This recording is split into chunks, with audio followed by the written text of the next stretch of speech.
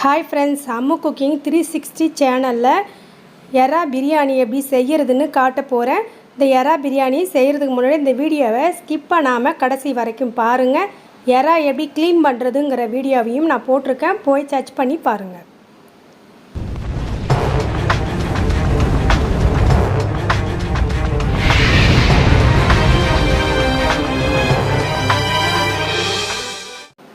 இப்போ எறா க்ளீன் பண்ணி எடுத்துருக்கேன். 1 கிலோ எறா க்ளீன் பண்ண 1/2 கிலோ அளவுக்கு தான் வந்திருக்குங்க. இப்போ இதை க்ளீன் பண்ணி எடுத்து வச்சாச்சு.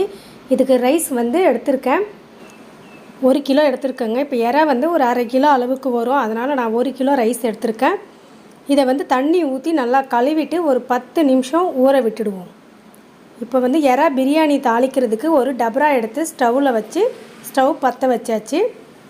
இப்போ குண்டா நல்லா காஞ்சிட்ருக்குங்க. இந்த ஸ்டேஜில் ஒரு 1/4 லிட்ரு எண்ணெய் இதில் சேர்த்துருவோம். எண்ணெய் நல்லா காயட்டும். நல்லா காஞ்சிச்சுங்க. இப்போ இதுக்கு தாளிக்கிறதுக்காக பட்டை, லவங்கம் இதெல்லாம் எடுத்து வச்சுருப்பேங்க. பிரிஞ்சி இலை, லவங்கப்பூ, ஏலக்காய் இதோட சேர்த்துருவோம். எல்லாமே ஒரு 10 5 இதாக எடுத்துருக்கேன்.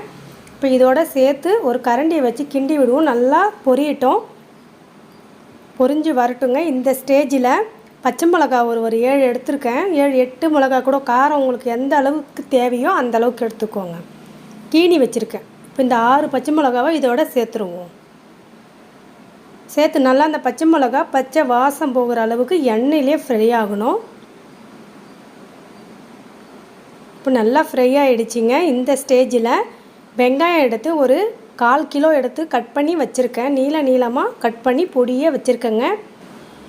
எப்போவுமே நீங்கள் எல்லாமே ப்ரிப்பேராக ரெடியாக எடுத்து வச்சுட்டு பிரியாணி தாளிச்சிங்கன்னா ஒரு 20 நிமிஷத்தில் பிரியாணி இறக்கிடலாங்க. இப்போ அந்த பொடியை நறுக்கி வச்ச வெங்காயத்தை இதோட சேர்க்கலாம்.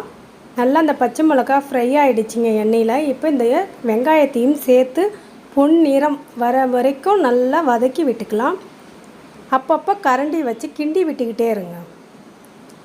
ஏன்னா ஒரு இடத்துல தீஞ்சிரும், ஒரு சில இடத்துல தீயாது. அதனால் பிரியாணிக்கு ரொம்ப வெங்காயம் வதங்கிறதுல தான் டேஸ்ட் இருக்குது. இப்போ கொஞ்சமாக கொத்தமல்லி, புதினா கைப்பிடி அளவுக்கு இதில் சேர்த்துருவோம். அதோடு சேர்த்து நல்லா வதக்கி விட்டுக்கலாம். இந்த வெங்காயம் நல்லா பொன்னிறமாக வந்த பிறகு தான் இந்த புதினா கொத்தமல்லியுமே சேர்க்கணும். இதுவும் எண்ணெயிலே நல்லா ஃப்ரை ஆகணும். இப்போ கைவிடாமல் கிண்டி விட்டுக்கிட்டே இருக்கலாங்க. இப்போ இஞ்சி பூண்டு எடுத்து ரெடி பண்ணி வச்சுருக்கேன், அரைச்சி வச்சுருக்கேன். அதுதான் 1 கரண்டி சேர்த்துக்கிறேன். 100 கிராம் இஞ்சி, 100 கிராம் பூண்டு. இந்த 1 கிலோ ரைஸுக்கு இதான் அளவு. இப்போ இதோட நைஸாக அரைச்சி வச்சுருக்கேன். அந்த விழுதையும் சேர்த்து நல்லா பச்சை வாசம் போகும் அளவுக்கு வதக்கி விட்டுக்கலாம்.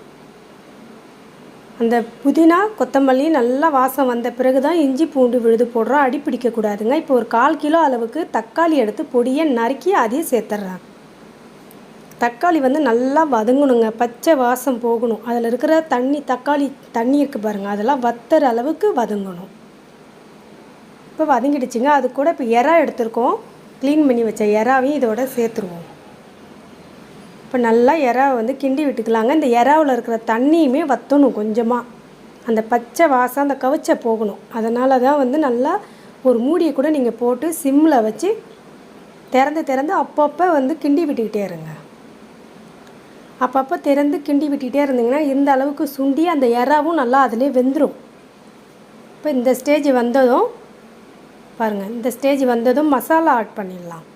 இப்போ மசாலா பிரியாணி மசாலா, தனி மிளகாய் பொடி, தனியா பொடி, இது எல்லாமே ஒரு டீஸ்பூன் எடுத்துருக்கேன். தயிர் கொஞ்சமாக சேர்த்துக்கிறேன், 1 கரண்டி, சின்ன கரண்டி அளவுக்கு. இதை கிண்டி விட்டு ஒரு பிளேட் போட்டு ஒரு 5 நிமிஷம் மூடிடுவோம்.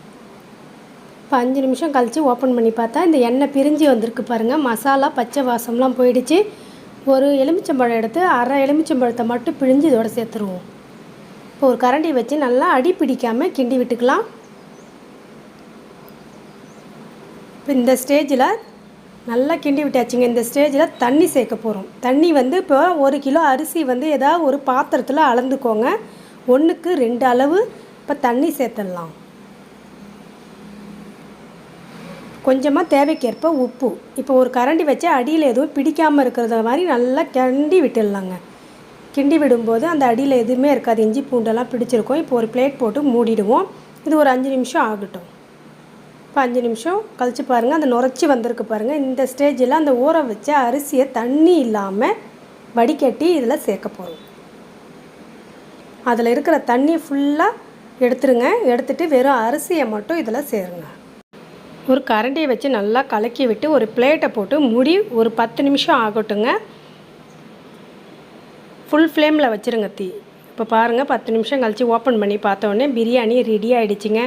இப்போ அதை ஒரு கரண்டியை வச்சு நல்லா கிண்டி விட்டு தம் கட்ட போகிறோம். அதுக்கு கலர் தேவைன்னா உங்களுடைய ஆப்ஷன் தான். கொஞ்சமாக நெய் சேர்க்குறேன். சேர்த்து ஒரு கிண்டி விடுங்க. கிண்டி விட்டதும் இது பாருங்கள் எவ்வளோ புலப்பாக வருது பாருங்கள். லைட்டாக தண்ணி கசிப்பு இருக்குது. அது தம்மில் இருந்துச்சுன்னா ஒரு 5 நிமிஷம் தம்மில் போடுங்க. தம்மில் போட்டிங்கன்னா சாதம் வெறையாக வந்துடும். இப்போ இதை நல்லா கிண்டி விட்டு கரண்டியால் சுற்றி அழுத்திடுங்க. அழுத்திட்டு ஒரு பிளேட்டை போட்டு காற்று புகாத அளவுக்கு மூடிடலாம். ரொம்ப ஈஸிங்க. எறா பிரியாணி செய்கிறதும் ரொம்பவும் டேஸ்ட்டாக இருக்கும் இந்த மெத்தடு. இப்போ ஒரு பிளேட் போட்டு மூடி வெயிட் வைக்க போகிறோம். என்ன வெயிட் வைக்க போகிறோன்னு பார்க்கலாம். நாங்கள் கல் தான், குழவி கல் வெயிட்டை தூக்கி வச்சுருக்கேன். இது ஒரு 5 நிமிஷம் இருக்கட்டும். தீ கம்மி பண்ணிவிடுங்க. இப்போ ஒரு 5 நிமிஷம் கழித்து ஓப்பன் பண்ணி பார்க்கலாம். பாருங்கள், சூப்பராக வந்திருக்குங்க. பிரியாணி தம்மில் இருந்து எடுத்தாச்சு. இப்போ ஒரு கரண்டியை வச்சு ரொம்ப கிண்டக்கூடாதுங்க.